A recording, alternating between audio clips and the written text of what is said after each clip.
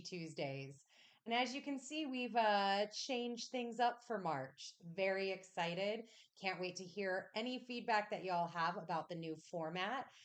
Today, we are delving into the mystical depths of the Pisces new moon.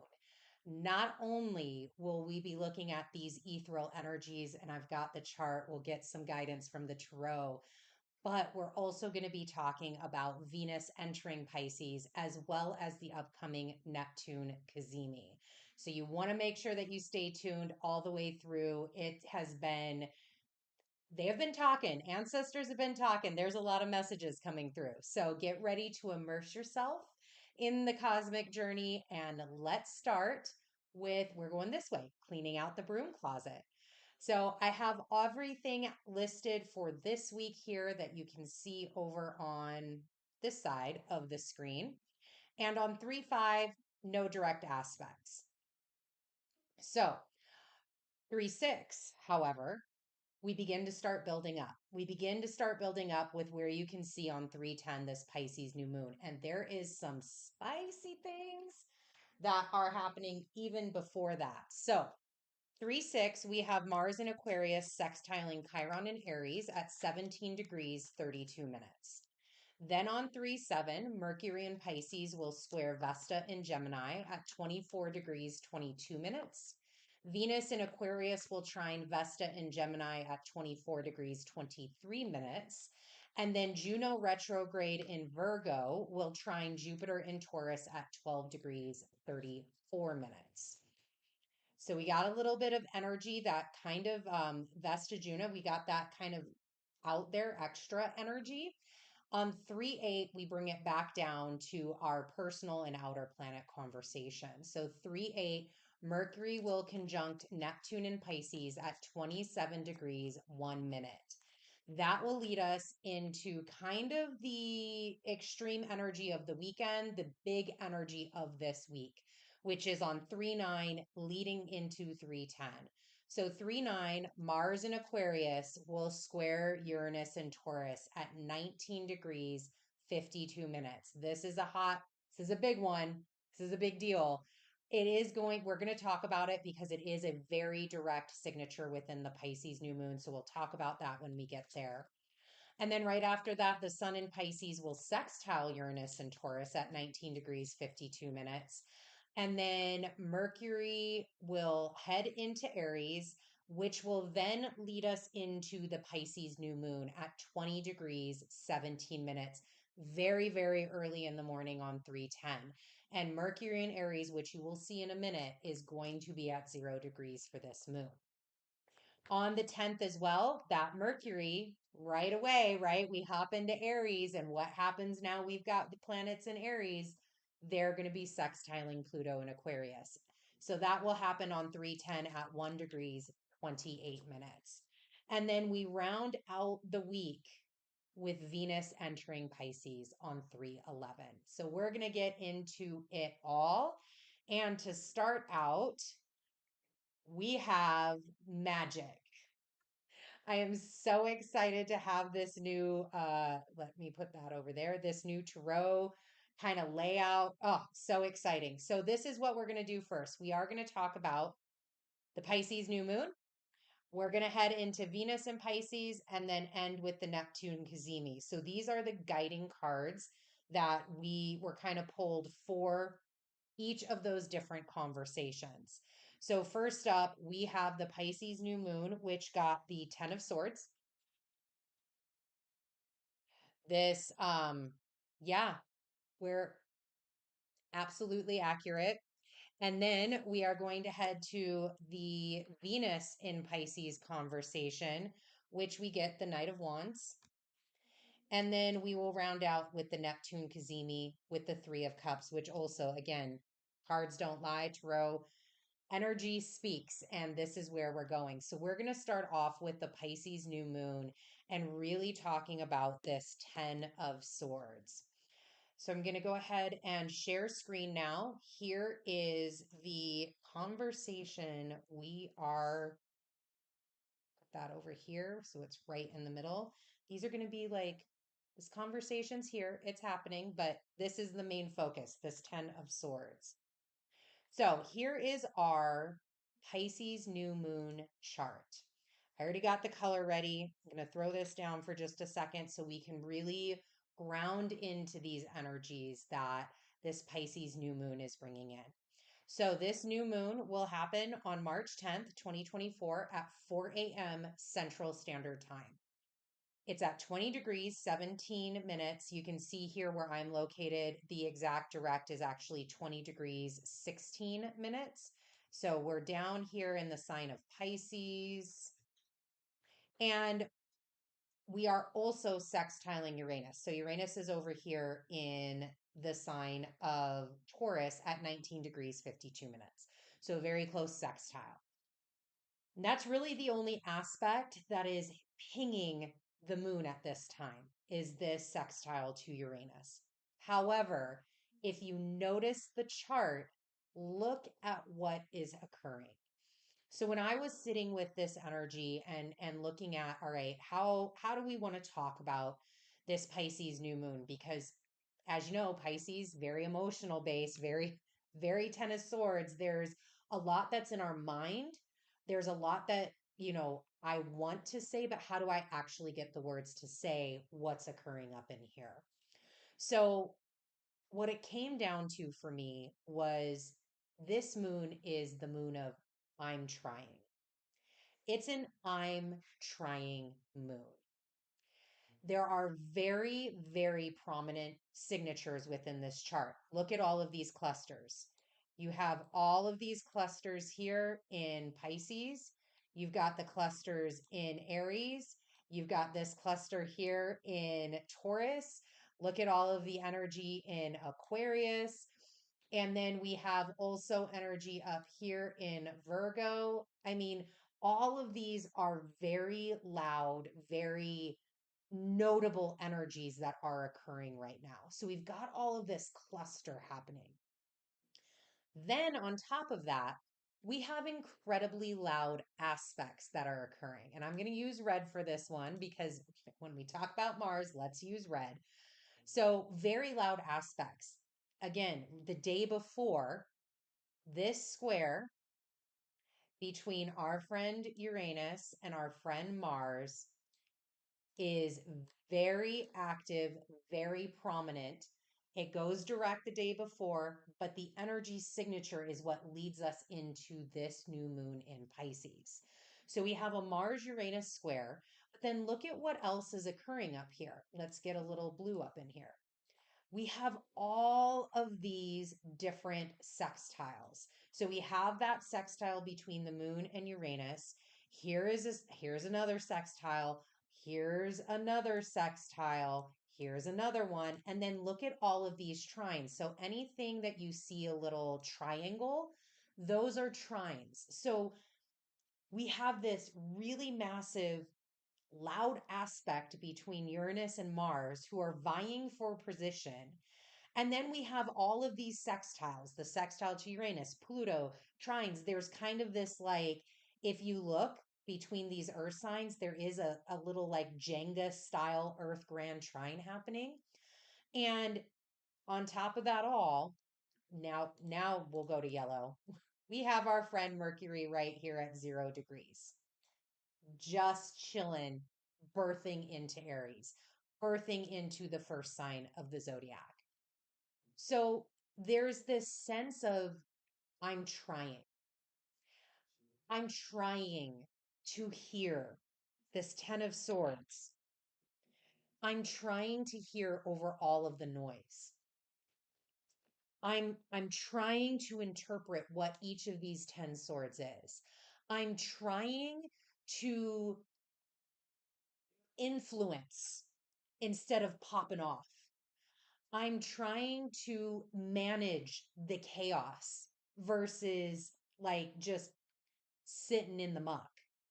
I'm trying to live in integrity. I'm trying to get out of this 10 of Swords space and leave these past patterns behind. Mars and Uranus is nothing to fuck with. It is a very, and it can be a very intense energy. And so it's like, I'm trying to do all of these things. The fuck y'all is challenging me. Y'all be challenging me right now. This whole, there's a lot of challenge, there's a lot of noise as you're trying to go internal. This moon in Pisces, it wants to be internal. Pisces is internal. Pisces is introverted. It doesn't want to be and partake in all of the chaos.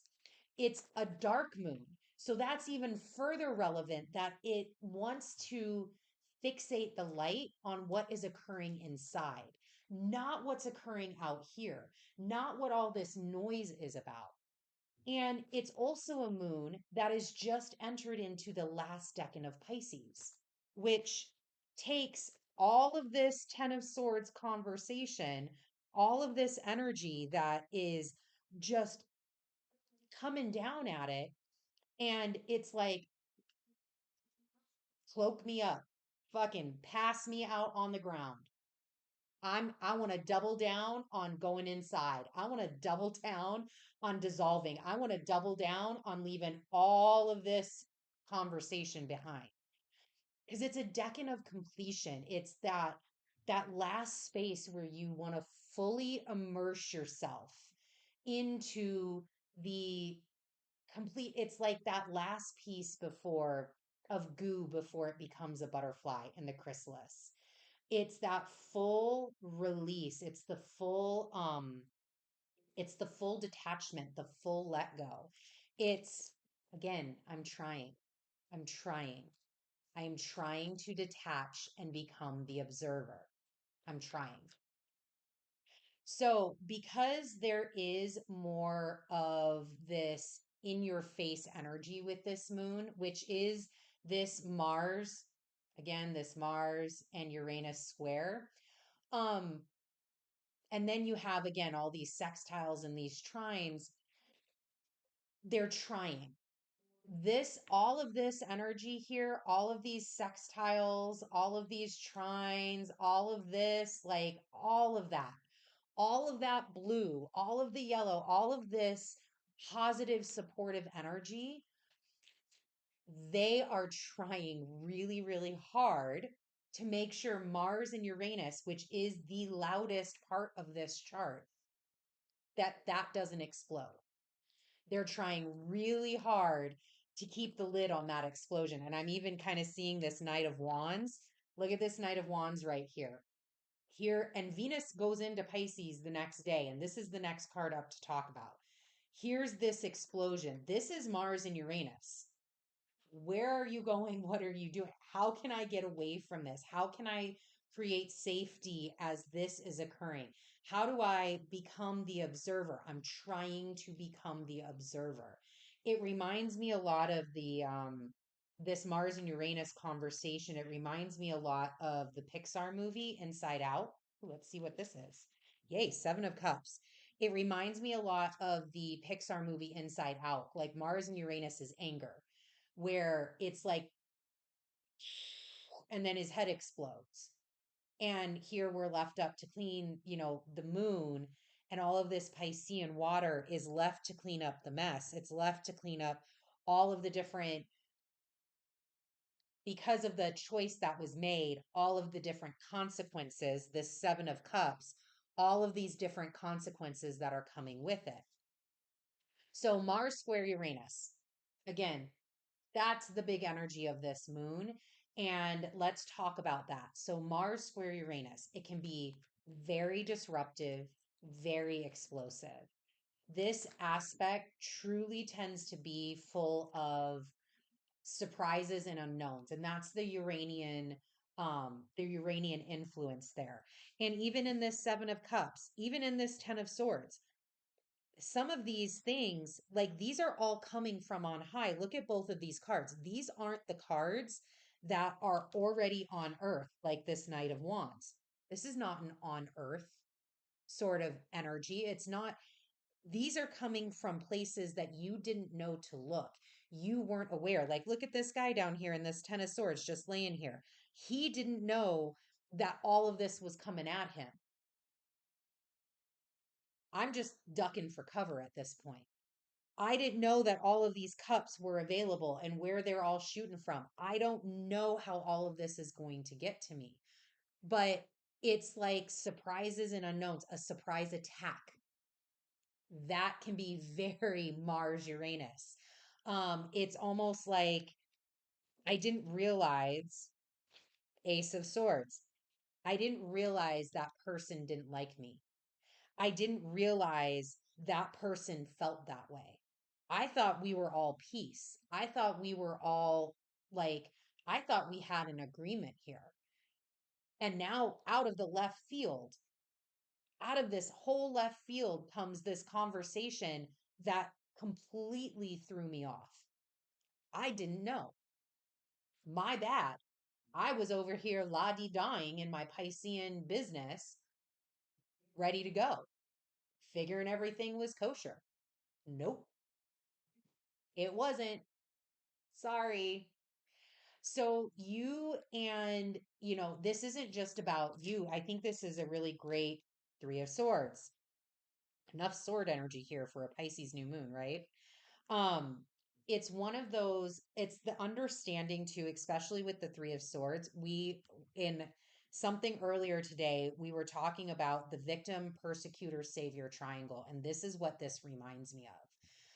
And there is a high likelihood as you're wanting to dissolve, as you're wanting to completely introvert yourself, as Mars and Uranus are like, no, chaos ensue, there is a very high propensity to be in this victim, persecutor, savior sort of triangle and conversation throughout this week, right? We're talking about the ninth, 10th, even maybe a little bit of the 8th, even maybe a little bit in the 11th as the energy is like waning and waxing. So just it's like knowing that. And it's knowing that this is for you. This is why we love astrology. Again, it's the preparedness of it. But this is also happening to everyone else. Mars Uranus is happening out there. So it can affect people differently. And if you see people popping off, if you see people taking out that dagger and dropping it down, disrupting, because again, this dagger's in front of this dove, disrupting the orderly chaos of things. If you're up in here trying to just gain your cups and be all up in the Pisces and things is just going crazy, you can go, instead of reacting to it, instead of getting into a victim, persecutor, savior sort of conversation, you can I'm trying. I'm trying to be the observer. That has nothing to do with me. This person is reacting. I don't need to worry about that. I'm cool. I can just lay down. Look, I'll fall on that. I'll fall on that sword. I don't need to react. I have too much going on. I have too much. Again, this is where our goals and our values come in from. I have too much in the works right now to let this situation fuck me up. I'm good. So there's this, nope, I think they said, give it a moment. They were like, nope, we're good. Hold on. So, highly reactive day. And I will say, this is something that just came to me. If there was ever a day, this is how I want you to think about if you're trying to understand a Mars Uranus square. Again, you want to look at the sign, you want to look at where it's placed in your house, etc. But if there was ever a day for an EMP, this is it. Like, this is it. This is the day. If there was ever a day for something completely destructive to happen, this is it. So I know, I mean, we're here today. It's 3/5. I'm sure a lot of us saw and heard about all the different cyber attacks.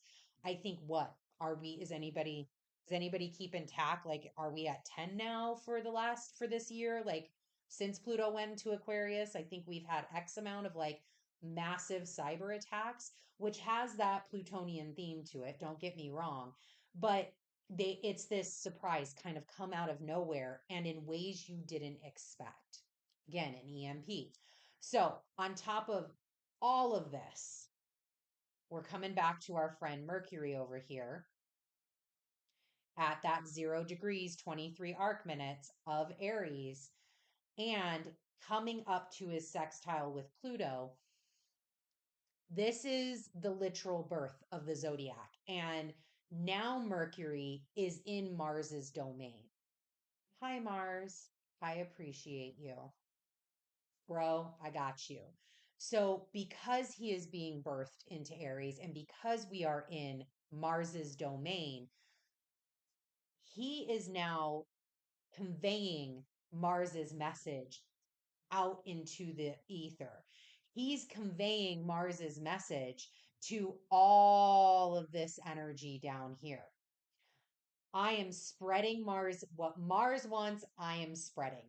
No problem. I got you, bro. I owe you one. I want to get through this Aries. You know, Mercury's going to be staying here. He has a long trek through Aries because this is where he's doing his retrograde. So this isn't a quick like he was in Pisces, Michael Phelps and through fucking Pisces. No. In Aries, he's got staying. He's going to have staying power. And he knows part of that is to be the convoy, the messenger for Mars. So Mercury being our mind, being our thought process, being our communication is layering on and adding to all of these swords. Like, this is kind of the lone wolf out here, this 7 of Cups. This is all, to me, this is the moon right here. This is the Pisces new moon amongst all of the other energy. It's like, look, we can't even get to it. How much have I actually been talking about this card? Well, I'm not, because this is not the conversation. This is all of this other stuff over here. This is that Pisces new. There's a lot of opportunity. Look at all the dreams that you can dream. Oh, look at I love that. Look at all look at how many places you can try. Look at how many trying you can do. All of the things. But this is like all over it. All over it. And Mercury is just piling on. We're gonna keep adding. We're gonna keep adding to the overreaction. I'm gonna make maybe your mind overreacts. You work, I'm trying, I tried, and I succeeded in making sure this didn't come out of here in some sort of, destructive way. However, it still came up here and now it's stuck in my head and now I've got to work through that process. So this can come out in a lot of different ways. Again, it's good to just know. So I'm trying. I'm trying. I'm trying to hold steady in the disruption. I'm trying to not give into my pure primal desires of just fucking all that shit up. I'm trying to hold the vision and trust the process. And that is what we can ask. That is what we can do. That is the grace that we can allow ourselves. Because again, we still have some good things here. This is a great moment in time. There's energy around. There's always energy around. So I'm trying. I'm trying. And if we can ground into that, I think this is going to be a very successful Pisces new moon. All right. Moving on to Venus in Pisces, which, by the way, then graces this beautiful sign in her exaltation the next day after this moon. So the moon, the day before, when Mars and Uranus meet into the moon, that signature of the moon, I'm trying all of those things. Venus then the next day coming into Pisces can give us hopefully a slight sense of color, a slight sense of, you know what, I totally understand. It wasn't as crazy as I thought it was going to be. Again, we're going to come over here. Let me put all of these there. Now we've got this Knight of Wands. with this Venus in Pisces. Like color this in a different way. Figure out, put some love behind it. Because that's what Venus in Pisces is all about. She's all about the love, putting the love behind it. So she is exalted in this sign. And I really loved this line from Isabel Hickey, who is an astrologer who wrote Astrology, a Cosmic Science. And when she was talking about Venus and Pisces, this is, I think, one of the most beautiful ways to encapsulate this, which is personal affection meets divine compassion. This is Venus in Pisces.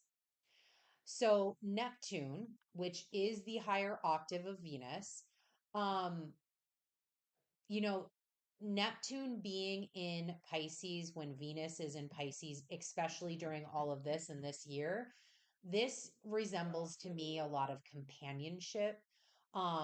There's a understanding here of kind of a like crone maiden dynamic. If we were looking from the tarot perspective, the Empress and the Queen, the Empress being Neptune, because this is Neptune's own sign. Neptune is the higher octave, Venus being the maiden, the that kind of youthful energy, doesn't really have a lot of that wisdom yet. Again, there's, we're trying. Venus is going through her process, right? Venus is getting somewhere here. But there's still some things that aren't quite at the level of Neptune, aren't quite at that higher level yet. So there's some dynamics at play here and archetypes at play with the fact that Venus, Saturn, and Neptune are all in Pisces at this time with all of the rest of the energies going on. So with Venus and Pisces, when she's there, she really looks at love and love being the ultimate way to freedom. And that's why, it seems kind of interesting that a Knight of Wands would come up in speaking about Venus in Pisces. But when you really look at this as Venus in Pisces is self sacrificial when it comes to love, she will sacrifice anything for love because she truly knows it is the ultimate way to freedom. And this is what this card, this Knight of Wands, to me really represents. You've got this big volcano in the background. There's this, if you looked at this wand that he's holding, the wand up at top has, it's almost like the magic of love. Call it the wand of love if you want. Venus being in this knight character here is holding love to its highest standard. She is the gatekeeper of worth, love, values, all of these things that are so important to our human experience and so important to us becoming and being able to get closer and closer to a whole cohesive self, if not really fully understanding what that means within this life cycle. And here in this card is this volcano, and she is risking it all, risking imminent disaster. I don't know why I just heard like eminent domain, but that might be for somebody. But risking all of the things to carry this wand forward, to again, like, die on her high horse. This is the horse that she's willing to die on. Love. Love is the horse that she is willing to die on. And it's very interesting because while Venus is exalted in Pisces, she she doesn't have the same exhibitory qualities that other planets when they're exalted in a sign do. Like it's not the same level of power that other planets may experience when they're exalted in a sign, because it is so like self-sacrificing. It is so it's so much feeling based with her there. There's a lot about emotions that can come up. She can be very influenced, be very influential as well. Like, I think about, and I'm just getting the image of the black and white image during the Vietnam War, standing in front of the Lincoln Memorial in the National Memorial Park, where the child who, for all intents and purposes, like the hippie child, placed a flower inside, and maybe I'm totally like mixing images, but it's that imagery of like the peaceful maiden, the virgin, placing a white flower in the gun and like, we're better than this. I'm willing to stand here and martyr myself and to be the example of how love can change everything. And so she can be very influential in that way, but also can be very influenced as well. Very hypersensitive to what's happening out in the world, hypersensitive to the emotions of others. And again, there's Venus in Pisces, likes suffering, doesn't mind it, not afraid of it, understands that it's part of the process, that suffering is kind of the human experience. Like, just like death, Pisces, just like death is the human experience. We will all experience that. We're all going to experience suffering. This life isn't easy. Being a human in a meat sack is a spiritual being entity. It's not easy. And Venus knows that here. She understands it here. And, she's highly psychic, super musical and poetry, like music, poetry, vibe, all of that sort of stuff is really like, we're in for a good time. And she wants to also, like, there's this need, the King of Swords, there's this need to focus on um others that are, how do I want to put that? Others that are less fortunate than she is, wherever that looks like for you, right? So there's this kind of like wanting to have, like, wanting to provide, King of Swords, wanting to provide that support for those that are less fortunate, even if it is to her own detriment. Um, Venus definitely, and I love that the King of Swords came out with this, because Venus in Pisces, when I was sitting, especially as we're looking at all the things that are occurring now. Oh, hello. Y'all see that flag? Four of Cups. Gonna just put that down real quick.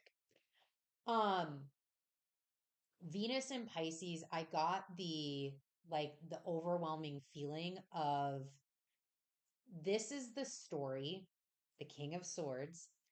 This is the story that I'm 40, 40 and aligned, hashtag doing the 40 things.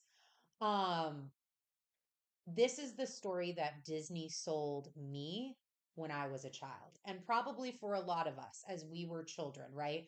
My generation before me, potentially even the generation after me a little bit. This is the story of Disney that we were sold, which is, it's the story of the princess.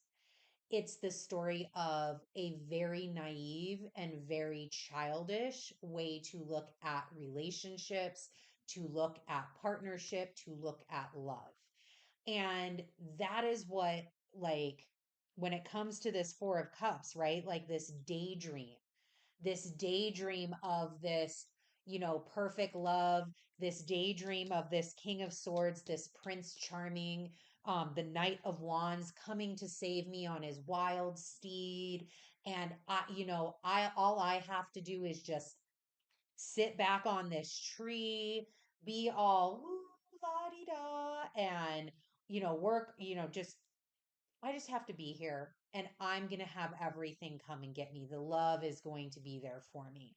And that was a program that, even for myself, I had to work diligently, and still to this day have to work diligently to pull myself away from. I'm trying.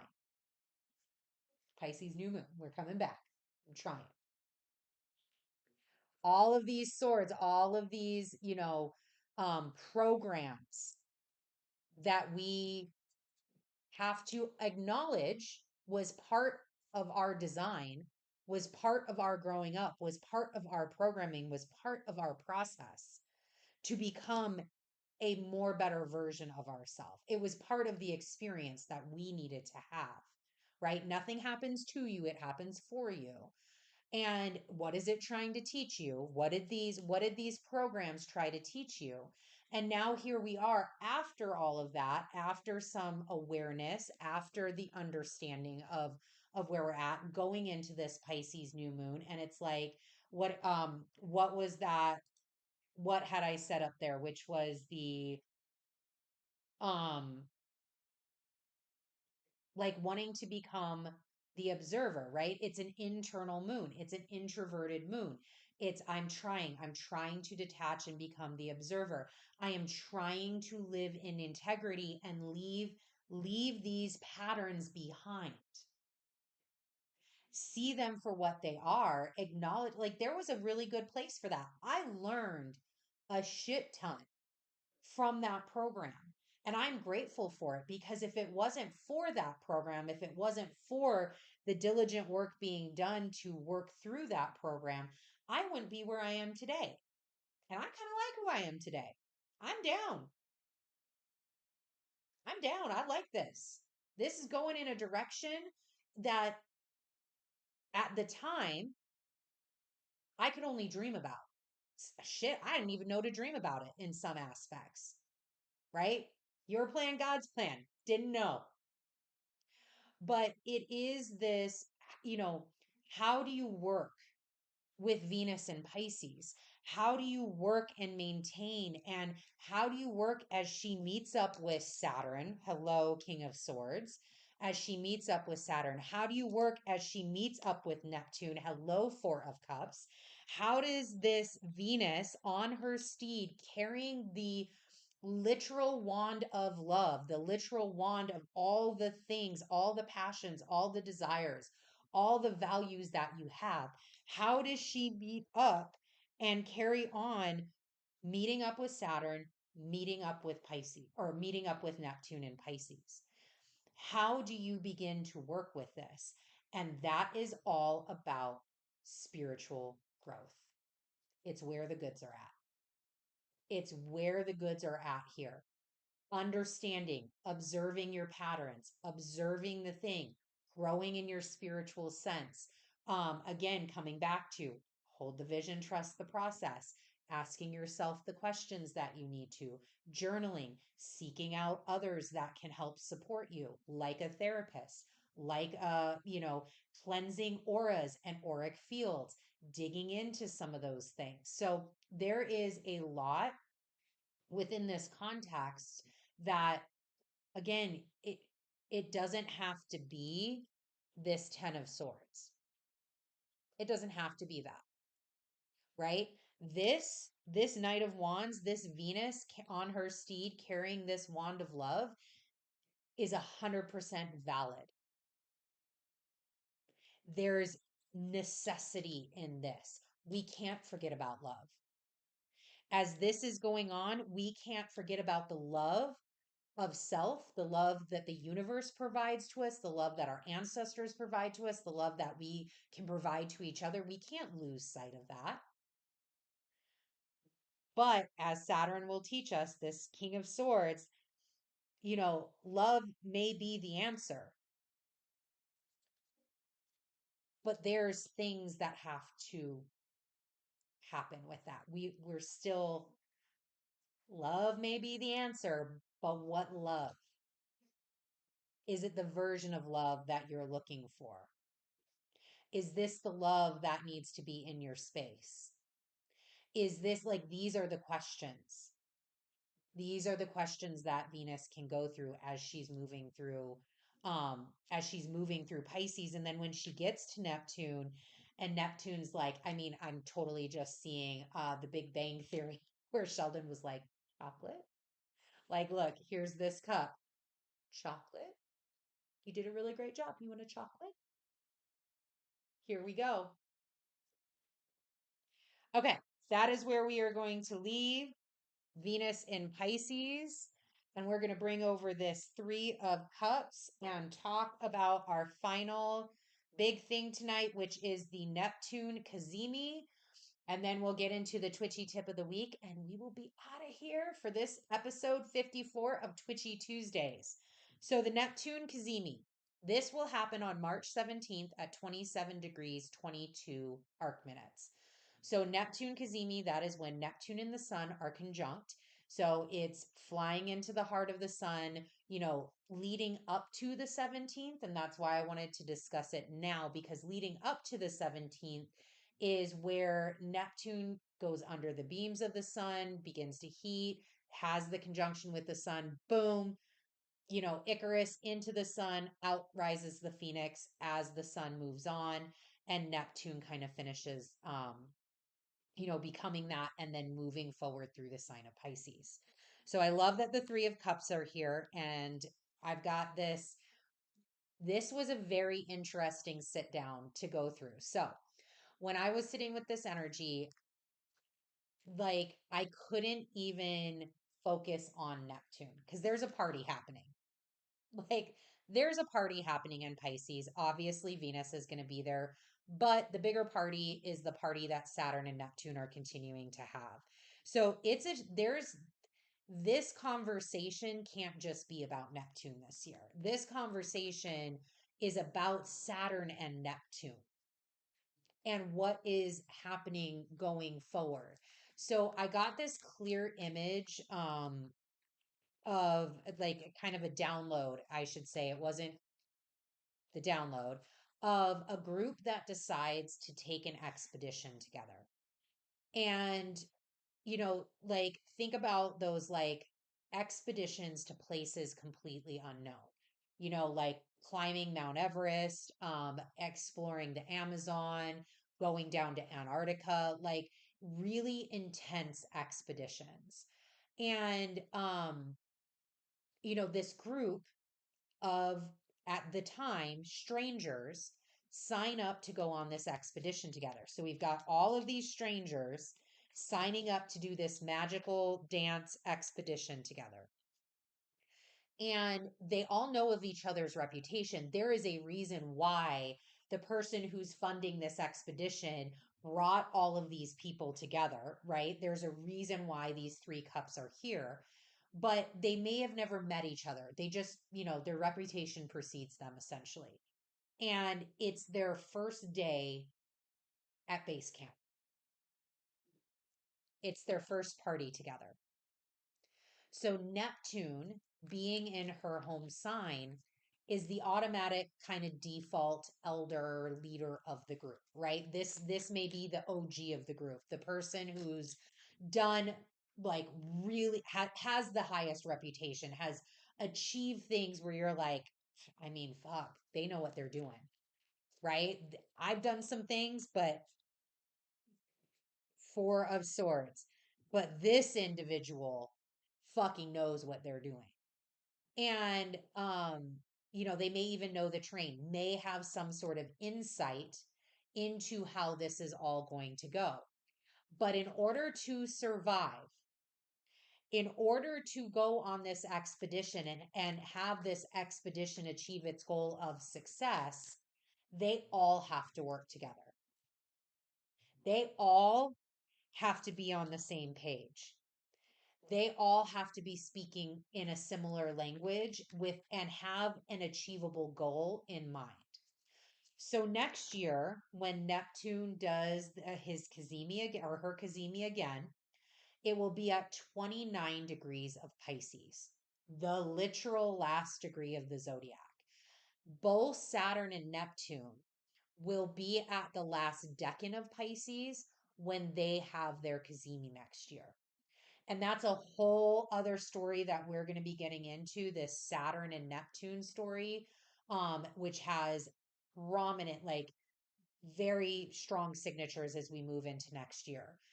But it's good to note again that we've got another round of Cazimi here coming up with Neptune still in Pisces. albeit at the last degree. So at this time, like I really see this Cazimi with Neptune this year on the 17th as the sun is giving Neptune something. Obviously, Four of Swords, when we talk about Neptune, like this is the dream state, right? Most messages with Neptune come from a transcendental state of some sort. So here are the messages. The sun is bringing something in to Neptune, bringing something to light. There's some sort of, even with this Three of Cups and how it's showing up, there's some sort of enlightenment that is being gained in this particular Cazimi. And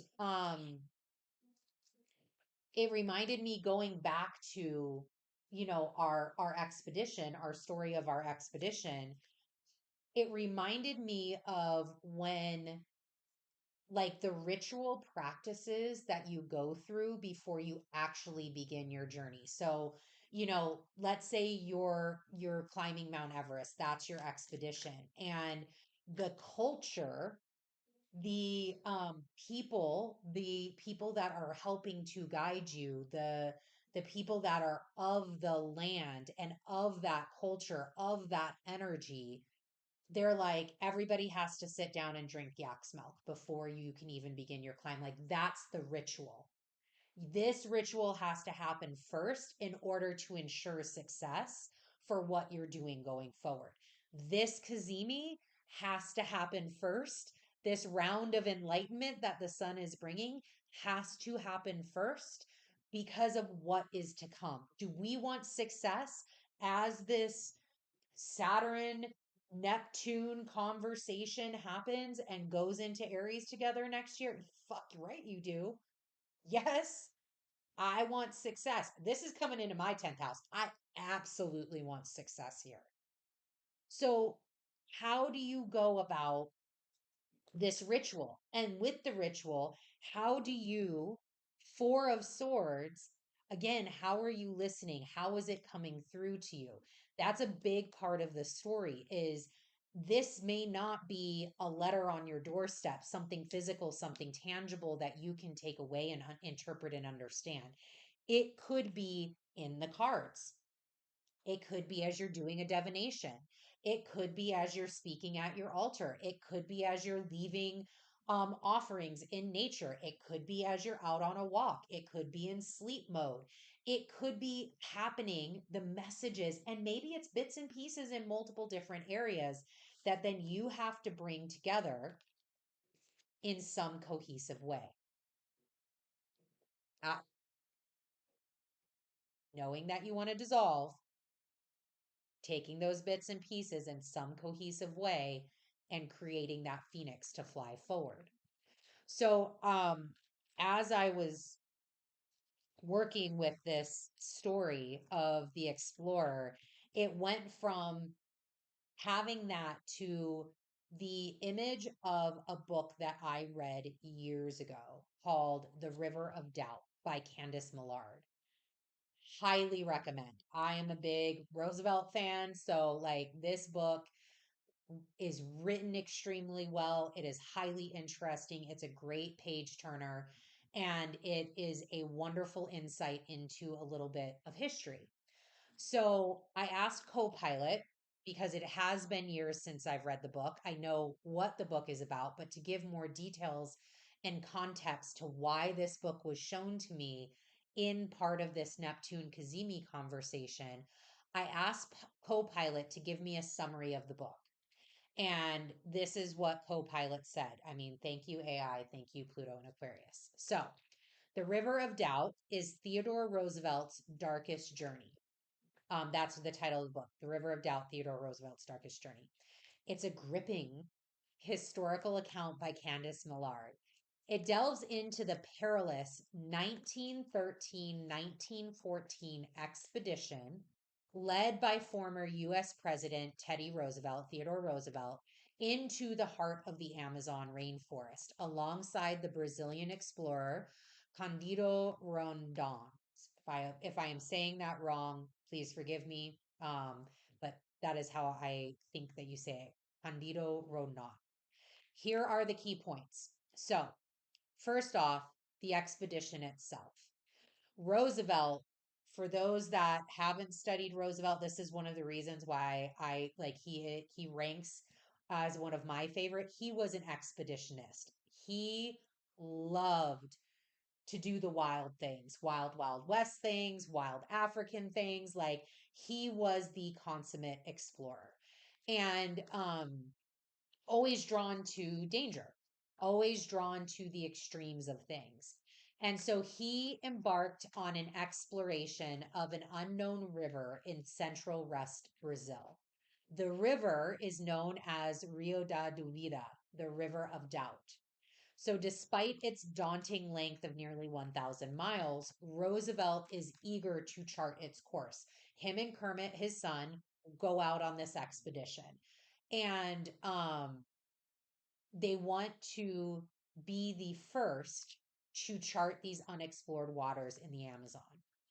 So there's obviously challenges and dangers to this, right? The expedition faces numerous challenges, this Four of Swords, numerous challenges, including disease, dangerous wildlife. Again, remember, this is 1913, 1914, the Amazon primitive.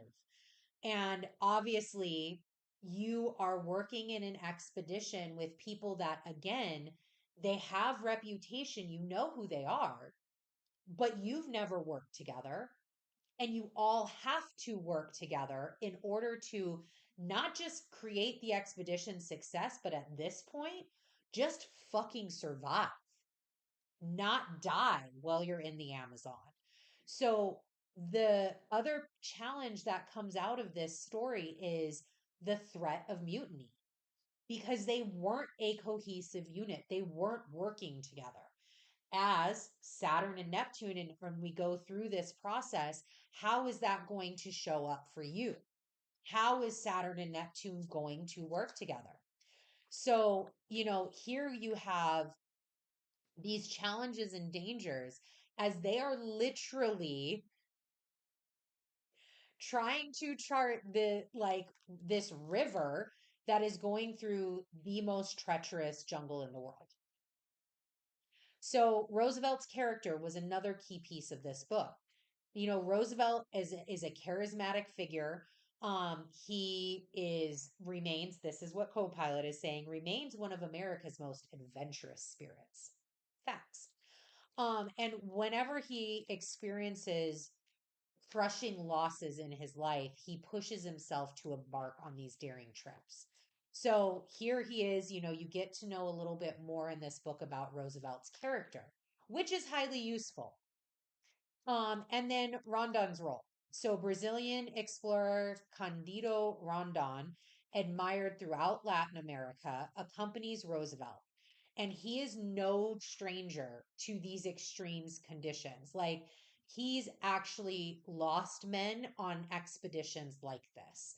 So he's that, again, when we talk about this coming in, he is that little bit of an elder here, right? He's the one that has more of the knowledge. Neptune is the one that has more of the knowledge. How can you use that? How can you use between this, Saturn and Neptune, where Saturn wants to be a little bit of the louder voice? How can you use your resources? Use what Neptune has and can provide. So he offered to explore the Amazon beyond this well-known trail with Roosevelt. Yeah, I'll take you down. Let's do it. I'm an explorer. I enjoy this. This is going to be great. But again, as the book plays out, as the themes occur, so it's a biography, the themes of courage, resilience, adventure, how does that all play out? And how does that play out then when we talk about this Saturn and Neptune journey that we're going to be in for the next 2.5 years? So, in summary, Copilot says the River of Doubt chronicles an extraordinary adventure, one that reveals both the indomitable spirit of its explorers and the unforgiving wilderness that they faced. The unforgiving wilderness. Does that not sound like Aries to you? They are going to be conjunct together going into Aries next year. Unforgiving wilderness. An indomitable spirit of its explorers. An extraordinary adventure. I am sure when they started, let's go on an extraordinary adventure. Shit got real, and it gets real. I'm telling you, this book is great. It gets real. But how do you come out that other end of that wilderness and go, what a fucking extraordinary adventure I just had. They did. They charted. What an extraordinary adventure. This is the Neptune Cazimi. It's the start. It's the meetup at base camp. It's the maybe even before the meetup at base camp. Like this might almost be the start of I want to go and explore the Amazon. What do I need to do that? How do I get funding? Who do I invite? What people do we need? That might be more of that's how I'm feeling this Neptune Cazimi. It's all of the pre work, all of the things. I've got my idea. I need to put the people together to do it and to make it a reality. And we're going to go on this extraordinary journey. Huh. Oh, that was really exciting. Ah, that came out great. All right. That we got the cards done. We are marked off. Let me put this back up here. All right. Before we get into the twitchy tip of the week, you y'all are the best. Thank you so much for joining me week in and week out. We are on episode 54. That means we have been doing this for a year now, continuing to grow and develop. Again, would love feedback on the new format, love feedback on the new how everything looks. How are you feeling about it? And always wanting to continue and journey deeper with each and every one of you. So, if you found value and love what you're seeing so far, give us a heart or a thumbs up. Subscribe or follow to our channel if you haven't already, and explore some of our other awesome content. If you are looking to go a little deeper, got that for you too. Especially in your journey in astrology, I have two active courses right now. The first one is Astrology. The second is Astrovision 2024. Astrovision 2024 is a free year-long focus on the astrology of 2024 with special overviews. We've got exclusive tarot readings and downloads, and it is all free when you sign up. Astrology is a 5-chapter paid learning session that dives deep into planets, signs, and houses and how astrology can support Ifa's message. And if you don't know what Ifa is, that's completely okay. The content is such and designed as such that if you are interested in astrology, planet signs and houses and how they interact, that is what you can take away from this course. It is self-paced learning with private live lessons built into it to help you synthesize the knowledge. Both of those are available now. The ETH Astrology has 3 chapters already uploaded, working on the 4th one and the synthesis of knowledge as well. So can't wait to see you there. And to find out all of the details, it's habitualsages.com. Super simple, or follow the links found in the description box or on my profile, depending upon where you're watching this. All right, let's head into this week's Twitchy tip of the week. First off, just a slight reminder, 310 on that Pisces new moon, on that Mercury sextiling Pluto, that 310 that is when I will be doing the next Twitchy Tuesdays. I will be traveling next week. So Tuesday, I will not be doing our regularly scheduled program. Instead, it is going to be on Sunday. You can head over now to YouTube, hit that notify me button, and make sure that when I go live, you know. But it will be on 3/10. I believe it's like 1:30 p.m. is when I scheduled it for. So my twitchy tip of the week is let's take some small blessings, right? As we look to all of the energy that I talked about, all of the, I'm trying, I'm trying, I'm trying to just honor the small blessings in life. So let's do that. Small blessing, 3/9 and 3/10 is a weekend. Now, for some of us, we may be working on the weekend. So, okay, fair. If you're not, small blessing that this energy, this Mars Uranus energy, the energy of the I'm trying with this new moon, this Venus beginning to get into Pisces, it occurs on a weekend. It occurs when you can set yourself up for success if you don't work on the weekend. Even if you do, now you know you can still set up for success. So small blessings that, all right, let me plan my week to where I make sure I ain't got to go out of the motherfucking house on the weekend. I don't need to deal with all everybody else when I already know that what I need to go through myself is going to be where I need to be. And if you do work on the weekends, if you do need to get out of the house and experience things, remember, set yourself up for success. Small blessings. You know what? I now know. Thank you very much for that. Now that I know when somebody is kind of acting a little off, little left of center, I'm not going to react with them. I'm going to be the observer. I'm going to go, whoa, Uranus and Mars must be really hitting their chart hard. Leaving it where it's at. Again, two of my favorite things. Okay. Thank you for showing me where you're at. And just letting it dissipate and move on. So, finding a sense of gratitude, finding a sense of, all right, let me prepare, let me be ready, let me interpret, let me be the observer. And again, give yourself the gift of trying. I'm trying. Give yourself the gift that if that is where you are at, that's where you need to be. All right, everyone.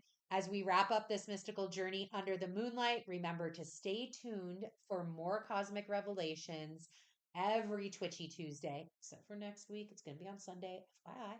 So until next time, may your days be filled with enchantment, your nights be guided by the stars, and your spirit forever be in tune with the cosmic dance.